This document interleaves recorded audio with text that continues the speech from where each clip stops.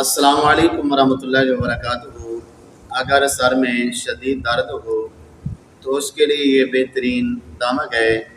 دایاں ہاتھ سر پر رکھ کر یہ دعا 3 مرتبہ یا 7 مرتبہ پڑھیں گے، اللہ تعالیٰ ضرور شفا عطا فرمائے گا۔ وہ دعا یہ ہے: بسم اللہ خیر الاسماء رب الارض والسماء، بسم اللہ الذی لا یضر مع اسمہ شیء فی الارض ولا فی السماء وهو السمیع العلیم۔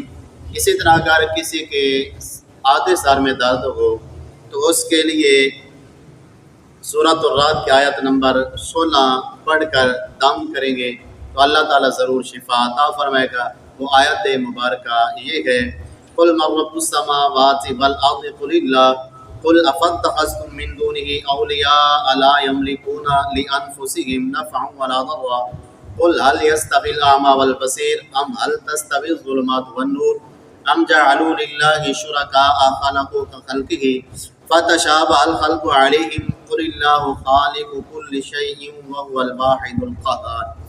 اگر اسی طرح کسی کے دانت میں درد ہو تو اس کے لیے یہ مجرب دمک ہے۔